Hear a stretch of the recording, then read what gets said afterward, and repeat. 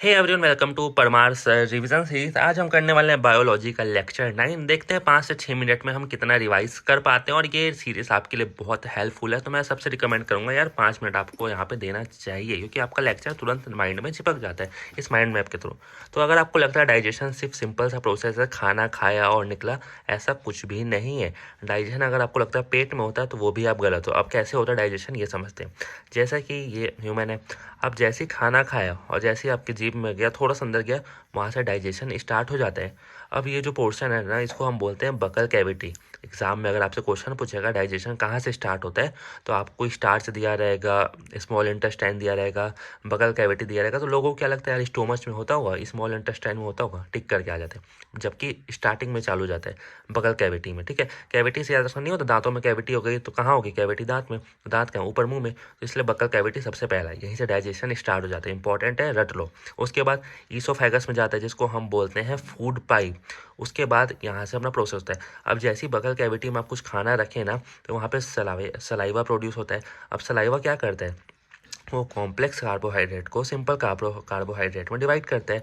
उसके बाद जैसे ही वो स्टोमच में जाता है तो अपने लीवर से क्या निकलता है, बाइल जूस निकलता है। और स्टोमच में गैस्ट्रिक जूस रहता है, जो कि क्या काम करता है, पेप्सिन को प्रोटीन में तोड़ता है। अब ये दो तरीके का होता है, एक आपका पैंक्रियाटिक जूस रहता है और एक आपका बाइल जूस रहता है। उसको मैं समझाता हूँ, फिलहाल इतना समझो।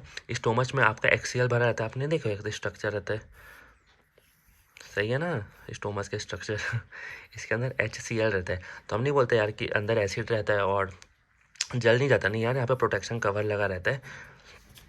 और जैसे कि आपने ये भी सुना होगा, अगर आपको अनडाइजेशन का प्रॉब्लम होगा तो आप लोग इनो पीते हो। तो ये तो HCl एसिड है। इनो क्या काम करता है, बेस का काम करता है, जिससे आपका मतलब कि इक्वल कर देता है। इतना आप समझ गए। अब यहाँ से जैसे ही खाना जाएगा तो ये जो अलाउ करेगा ना आपके स्मॉल इंटेस्टाइन में जाने को खाना, उसको हम बोलते हैं स्पिंस्टर मसल।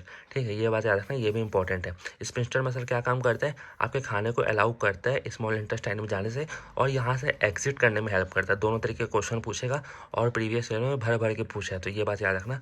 स्पिंस्टर मसल जो है ना, वो यहाँ से एग्जिट करने में हेल्प करता है, ये पोजीशन है इसकी।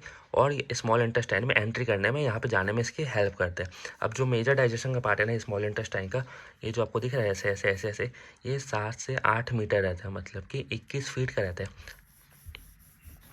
अब आपको ऐसे पता नहीं चलेगा, अगर खोल के आप ऐसे लंबा करोगे तो आपको पता चलेगा कि ये 21 फीट का है। अब स्मॉल इंटेस्टाइन ना क्या करता है, बाइल जूस क्रिएट करता है और पैंक्रियाटिक जूस रहता है। अब बाइल जूस क्रिएट कहाँ होता है, आपका लीवर से होता है, बट स्टोर कहाँ पे होता है, वो गैल ब्लैडर में होता है। ठीक है, बस चीज़ें आपको समझनी है, क्वेश्चन आप खुद बना लोगे। अब यहाँ पे पैंक्रियाटिक जूस समझते हैं। इसके अंदर होता है ट्रिप्सिन और लिपोस। लिपोस क्या काम करता है, फैट को फैटी एसिड में तोड़ता है और प्रोटीन को एमिनो एसिड में तोड़ता है। उसके बाद लीवर का जो स्ट्रक्चर स्टडी रहता है ना, उसको हम बोलते हैं हेप्टोलॉजी। और ये कफर सेल्स जो रहता है वो रीजनरेशन में हेल्प करता है। अगर आप ज़्यादा अल्कोहल लेंगे या ज़्यादा तेल मसाले की चीज़ खाएंगे तो आपका रीजनरेशन में हेल्प नहीं करेगा, जिससे आपका लीवर डैमेज हो जाएगा। और डैमेज हो जाएगा तो आपको पता है कि वो ज़्यादा बीमारी होगा और लीवर सही से काम नहीं करेगा। और सही से काम नहीं करेगा, ना ही वो बाइल जूस प्रोड्यूस करेगा और ना ही आपका डाइजेशन अच्छा होगा, और बहुत सारी प्रॉब्लम होगी। ठीक है, और लीवर के अंदर आपको साइटोक्रोम P40 एंजाइम पाया जाता है। ये भी पूछ लेता है कहाँ पाया जाता है ये एंजाइम, लीवर में। ठीक है, जो क्वेश्चन बनेंगे वही वही पॉइंट मैं आपको रखा हूँ। अब उसके बाद ये लार्ज इंटेस्टाइन में जाएगा। अब यहाँ तक तो पूरा प्रोसेस हो गया, खाना खाया आपने, फूड पाइप में गया, उसके बाद तो टूटा ब्रेक हुआ, अपना फैट ले लिया, प्रोटीन लिया, जो काम का चीज़ था वो ले लिया। अब जो वेस्ट मटेरियल है वो आपका लार्ज इंटेस्टाइन में आ जाएगा। अब वो भी पूरी तरीके से वेस्ट नहीं है, उसमें से ये जो कोलम रहता है ना, ये वाटर एब्जॉर्ब कर लेता है। अगर आपसे पूछता है कि वाटर एब्जॉर्ब कहाँ होता है, किस में होता है, कौन करता है, तो लार्ज इंटेस्टाइन में कोलम करता है। ठीक है, ये चीज़ आपको समझ आ गया। अब ये जो पूरा प्रोसेस है ना, इसको हम एलिमेंट्री कैनल बोलते हैं। अब इसको आप समझो, सीक्वेंस में क्वेश्चन पूछते हैं। हाँ, बकल कैविटी, माउथ बोल लो, उसके बाद ईसोफेगस में जाएगा, स्टोमच में जाएगा, small intestine, rectum, large intestine, फिर एनस। ठीक है, माउथ हो गया, ईसोफेगस हो गया, स्टोमच हो गया, स्मॉल इंटेस्टाइन, रेक्टम, एनस, ये उसका पूरा प्रोसेस है। ठीक है, एग्जाम में ऐसे ही आएगा। अब हम चलते हैं, अपना डाइजेशन हो गया पूरी तरीके से कंप्लीट। मैंने जैसे कि बोला था कि HCl जो रहता है हमारे स्टोमच के अंदर, उसके जो कवर करने के लिए जो मेम्ब्रेन रहती है ना, उसको हम बोलते हैं म्यूकस मेम्ब्रेन। अगर ये म्यूकस मेम्ब्रेन एब्सेंट होगी तो हमारा पेट जल भी सकता है। बहुत HCl या हाइड्रोक्लोरिक एसिड। अब यहाँ पे हम पढ़ते हैं रेस्पिरेशन। अब रेस्पिरेशन क्या काम करता है? आपको लगता है ना कि रेस्पिरेशन कुछ नहीं करता होगा, सिर्फ सांस लेना छोड़ना, ऐसा नहीं है।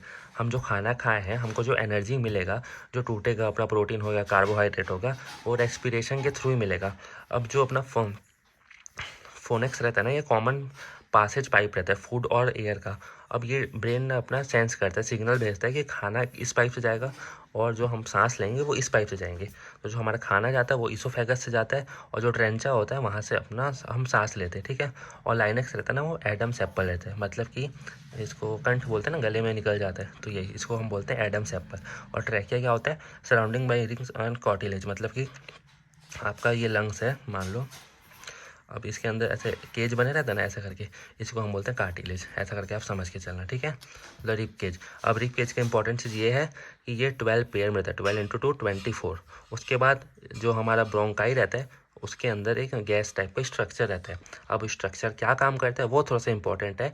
वो एनर्जी को, मतलब कि डिफ्यूज़न का काम करता है, ऑक्सीजन को लेता है, उसके बाद डिफ्यूज़ करता है फिर सेल में, और वो एनर्जी बनाता है। और एनर्जी कहाँ स्टोर होती है? माइक्रोकॉन्ड्रिया में। बस आपको इतना याद रखना है, जो गैस जैसा स्ट्रक्चर है ना, ये बस एनर्जी फॉर्म करने का काम करता है और डिफ्यूज़न का काम करता है। सिर्फ यही क्वेश्चन पूछता और नहीं पूछता।